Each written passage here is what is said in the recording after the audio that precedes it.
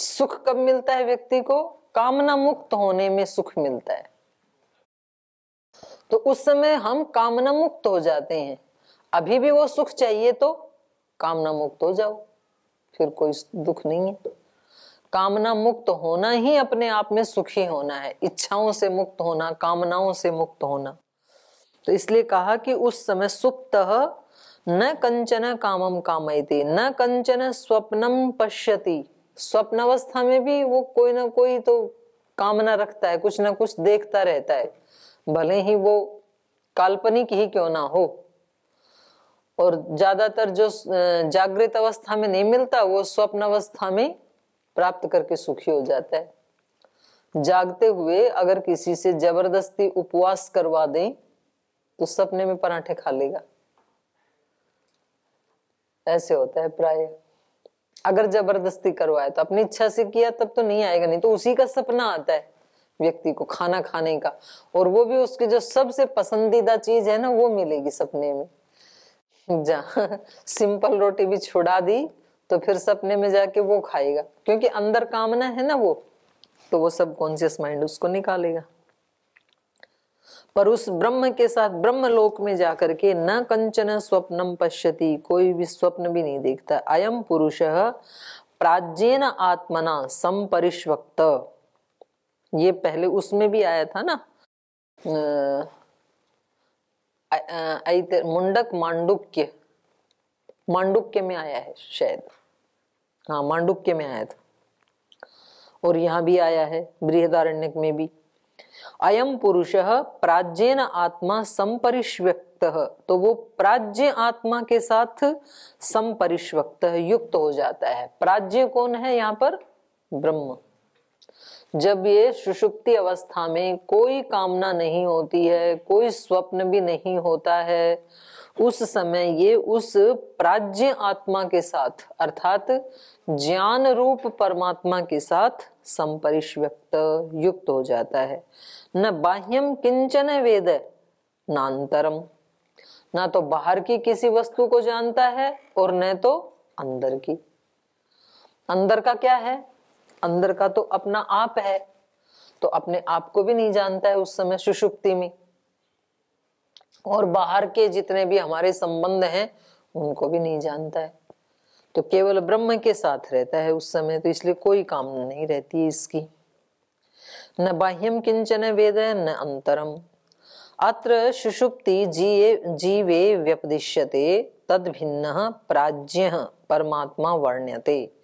तो यहाँ सुषुप्ति वाला जो जीव है उसका यहाँ पर व्यपदेश किया गया है, वर्णन किया गया है, और उस जीव से भिन्न जो है वो प्राज्ञ है।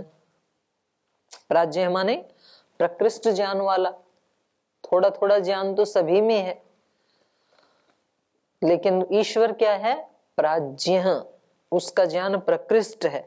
प्राज्ञ परमात्मा वर्णिते, उसका वर्णन किया गया है। अयम शारीर आत्मा प्राज्ञेन आत्मना अन्वारूढ़, ये जो शरीर में रहने वाला आत्मा अर्थात जीवात्मा है, ये प्राज्ञेन आत्मना अन्वारूढ़ है, उस प्रकृष्ट ज्ञान वाले ज्ञान रूप ईश्वर के साथ, ब्रह्म के साथ आरूढ़ युक्त हो जाता है। उत्सर्जन याति माने उसके साथ अपने स्वरूप को छोड़ करके उसके साथ युक्त हो जाता है। याति में दो आ की मात्रा लगी है, एक हटा लें। अत्र उत्सर्जनम उत्क्रांति, उत्सर्जन का मतलब क्या है?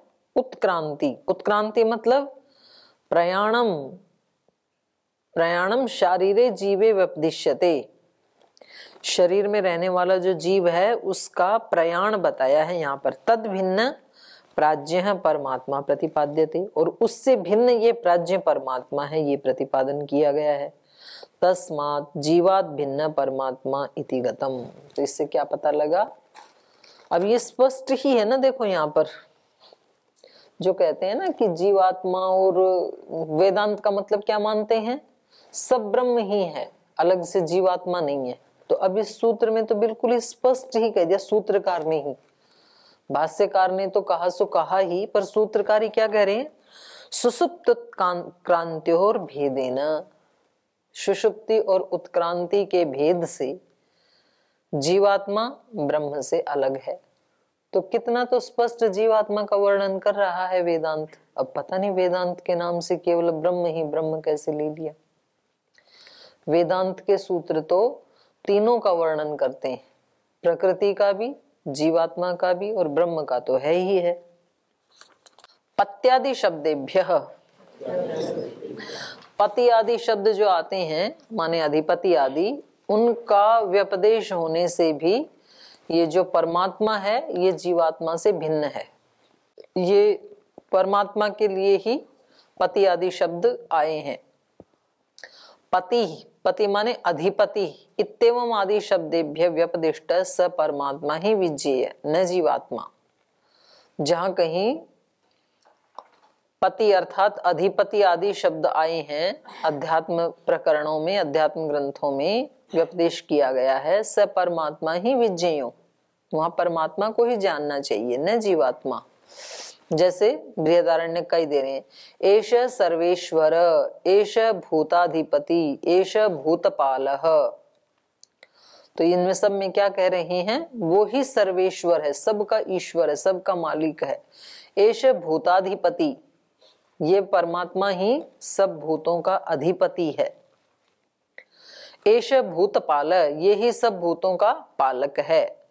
सर्वस्य ईशान, सर्वस्य अधिपति, सर्वम इदम प्रशास्ति यदिदम किंच। सर्वस्य ईशान, सबका वो ही ईश है, मालिक है। सर्वस्य अधिपति, वो ही सबका अधिपति है। सर्वम इदम प्रशास्ति, इस सारे जगत का वो प्रशास्ता है, अनुशासन में चलाने वाला है, प्रशासक है। यदिदम किंच, जो कुछ भी ये लोक लोकांतर दिख रहे हैं उन सबको एक अनुशासन में चलाने वाला प्रशास्ता वही है। माने इनका यदि कोई भी नियमन ना करे तो पता नहीं ये किधर के किधर जाएं। शरीर के ऊपर यदि व्यक्ति का अनुशासन ना हो, किसी का दिमाग खराब हो जाए तो वो व्यक्ति क्या क्या कर सकता है शरीर से, कुछ भी कर सकता है। वो सर्दी में पानी उठा के डाल देगा किसी के ऊपर, पत्थर उठा के मार देगा, कीचड़ उठा के डाल देगा, कुछ भी कर सकता है ना, जिसका कंट्रोल नहीं है तो अपने कपड़े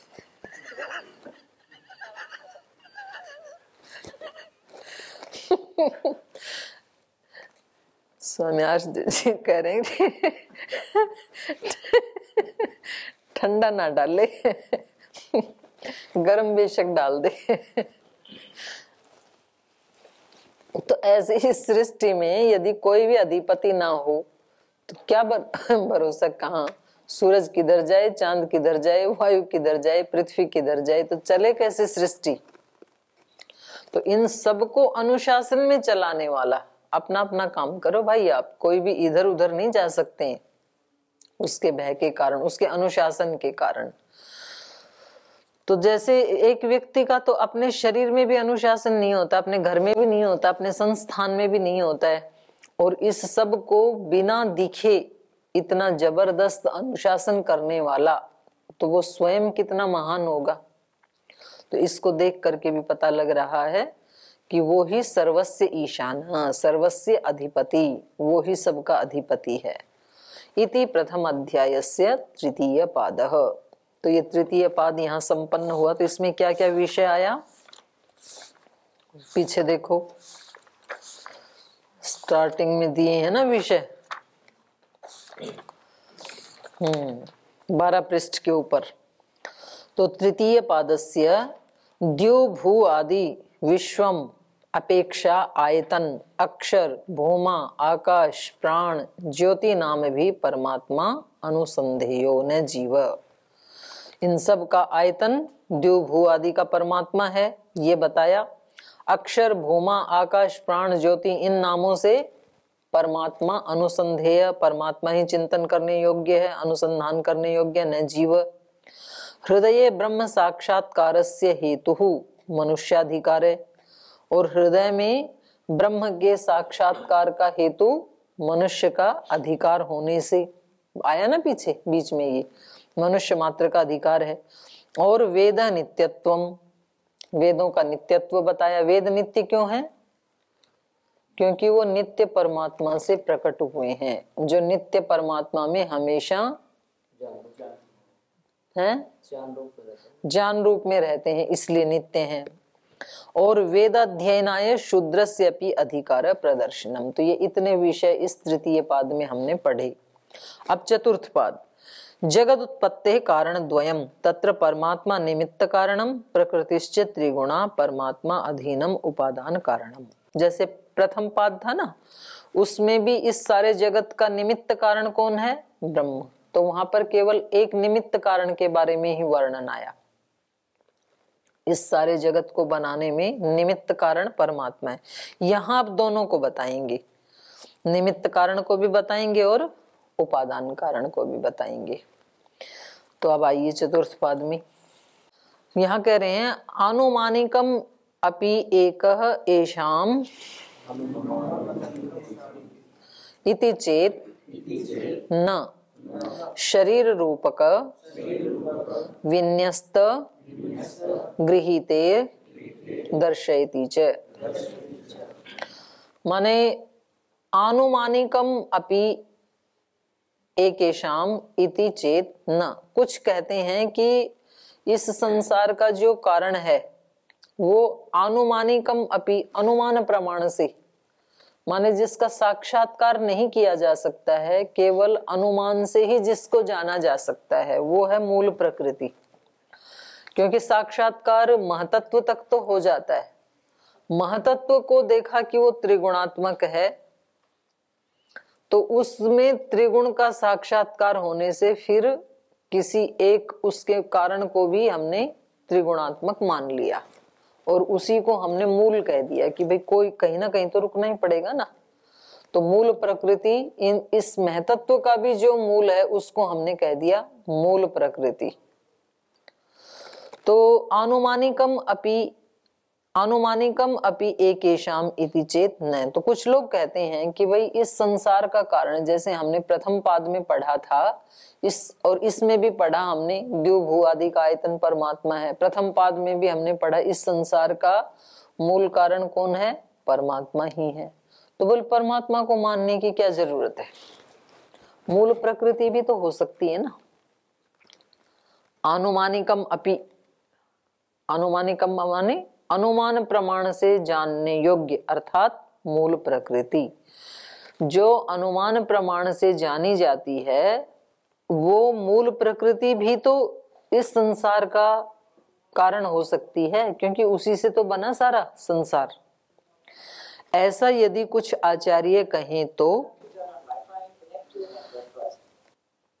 इति चेत न, तो कह रहे हैं ये ठीक नहीं है। माने मूल प्रकृति को जगत की उत्पत्ति का कारण अगर कोई माने आनुमानिक, अनुक्रम से, कि भाई ये सारा जगत दिख रहा है, ये तो पांच भौतिक दिख रहा है।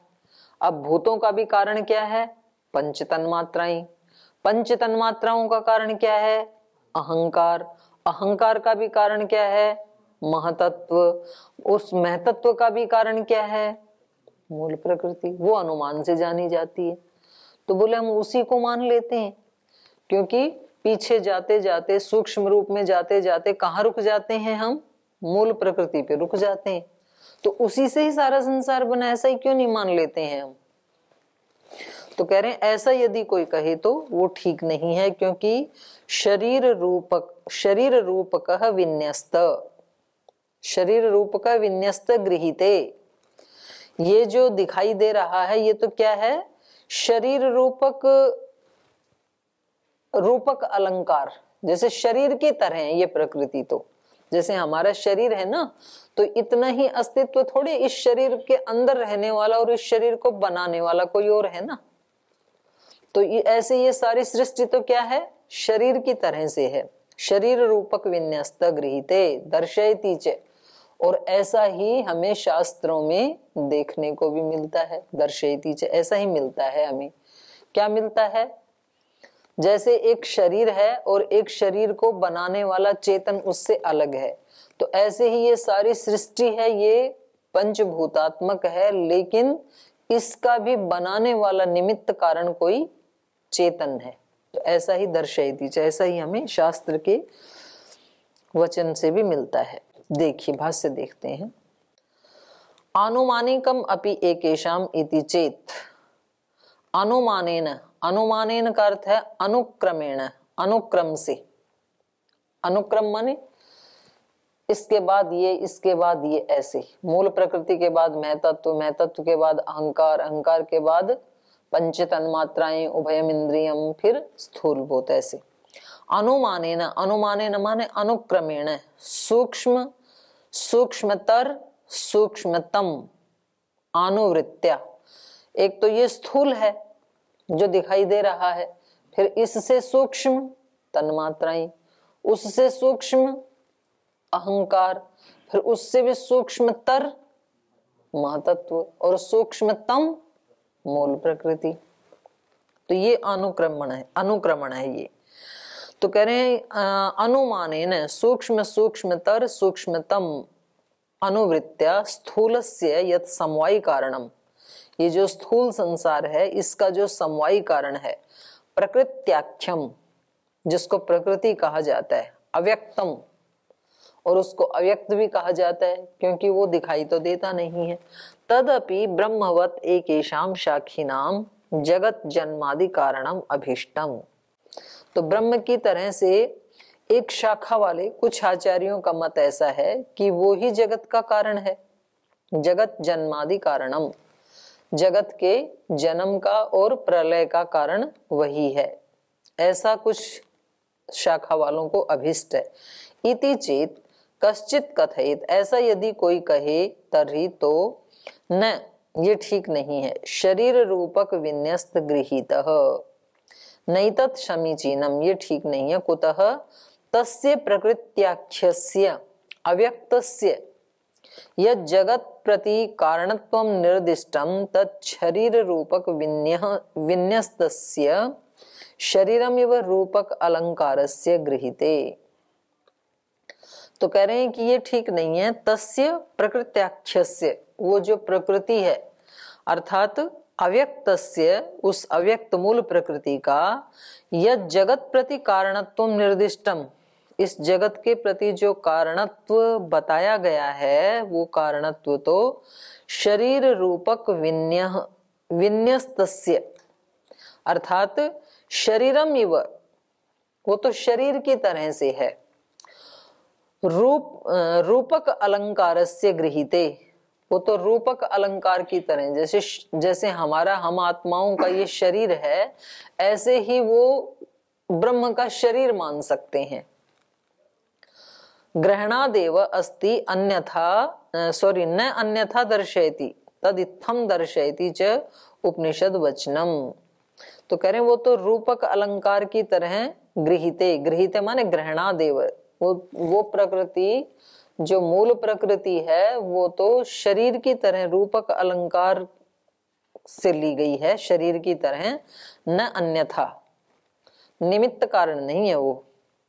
तदित्थम उपनिषद वचनम दर्शयति, और ऐसा ही उपनिषद के वचन भी दिखाते हैं। जैसे तद्यथा यथा सुदीप्तात् पावकात् विस्फुलिंगा सहस्रशः प्रभवन्ते सरूपा तथा अक्षरात् विविधा सौम्य भावा प्रजायन्ते तत्र चैव अपयन्ति। मुंडक उपनिषद का वचन है ये।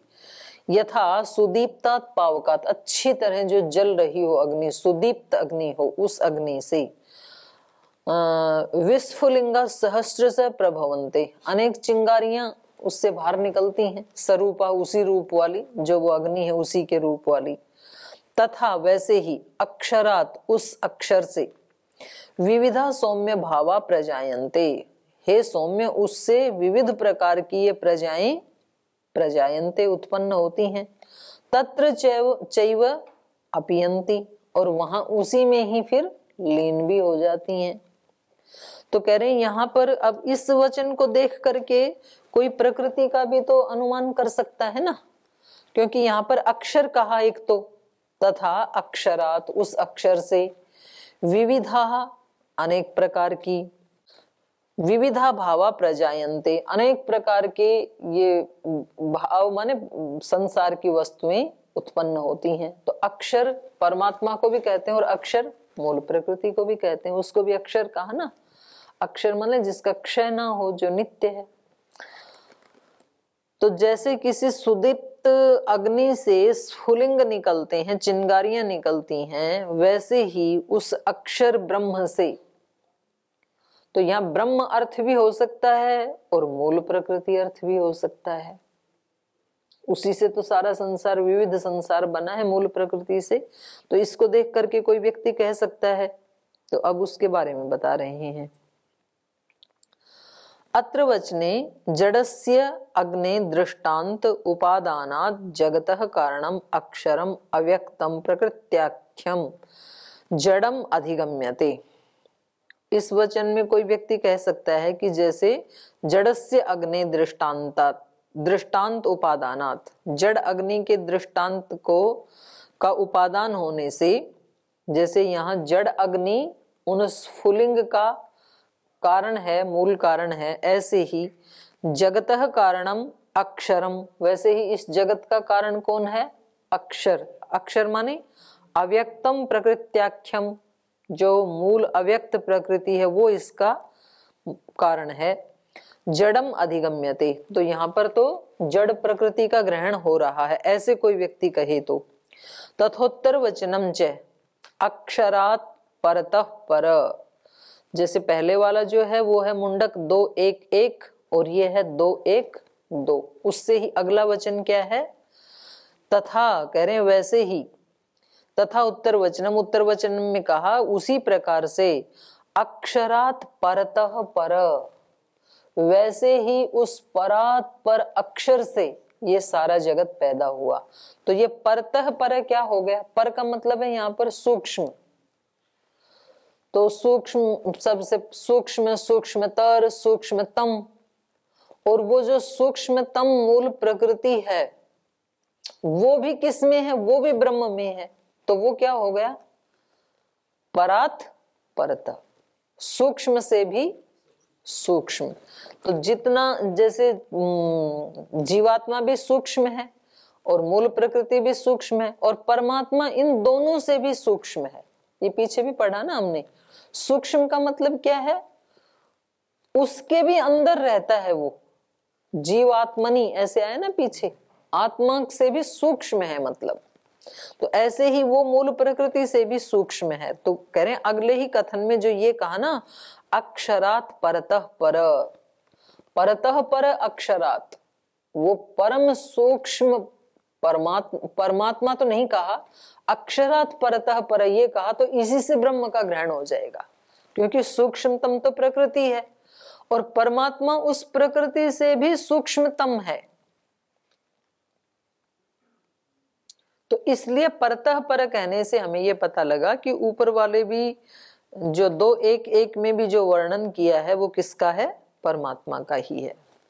परमात्मा तू तद अक्षरात् परतः पर, कह रहे हैं वो परमात्मा ही है जो उस अक्षरात्, अक्षरात् माने मूल प्रकृति, उससे भी परतः पर है, उससे भी सूक्ष्म है। इति कथनेन अत्र यदक्षरम प्रकृत्याख्यम अव्यक्तम प्रधानम स्पष्टते।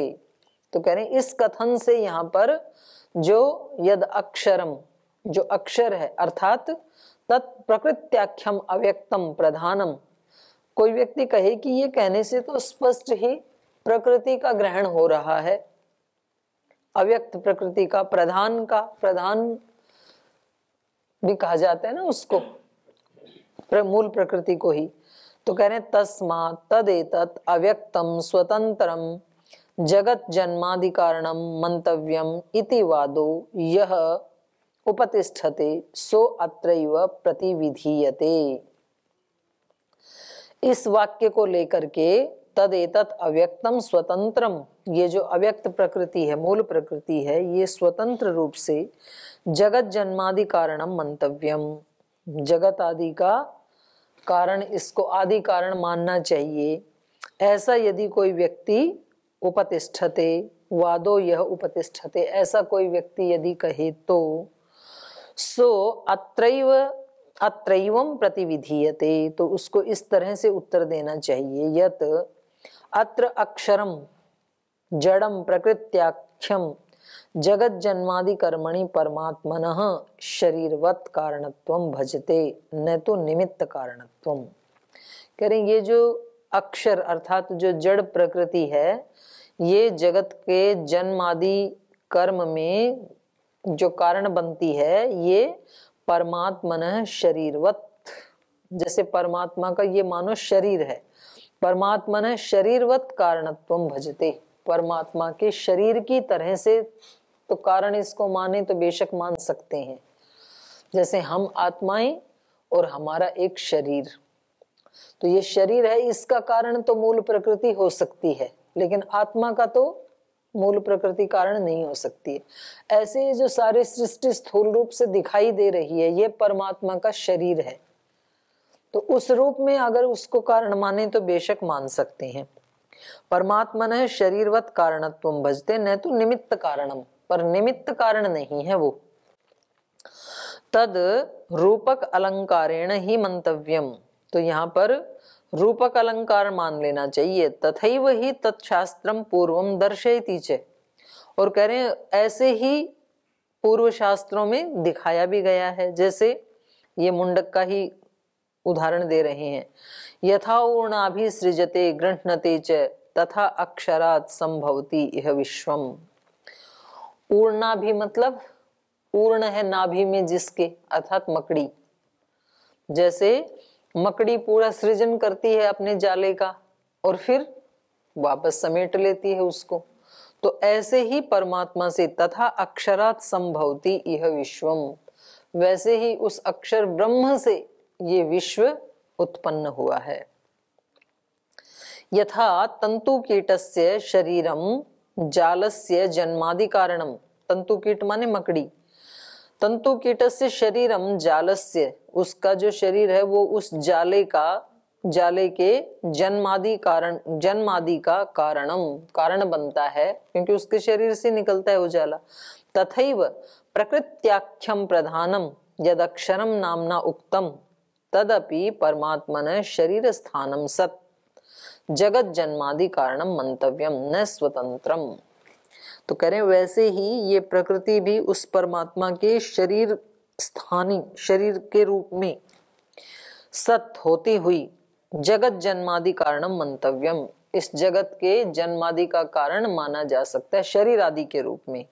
न स्वतंत्रम, शरीर आदि का निर्माण करने के लिए भी तो कोई चेतन चाहिए ना, तो ये सृष्टि जो दिखाई दे रही है ये शरीर रूप में, उसका कारण तो मूल प्रकृति हो सकती है, लेकिन उस शरीर को भी बनाने वाला निमित्त कारण तो कोई और है। तो जैसे घड़ा बनाने वाला कुम्हार होता है, ऐसे ही इस जगत को बनाने वाला निमित्त कारण तो निमित्त कारणम तु तदैव ब्रह्म इति सिद्धम, निमित्त कारण तो वो ब्रह्म ही है। तो यहाँ पर दोनों कारण बता दिए, उपादान कारण के रूप में मूल प्रकृति को बताया और निमित्त कारण के रूप में परमात्मा को बताया। तो आज इतना ही रखते हैं, शेष कल पढ़ेंगे।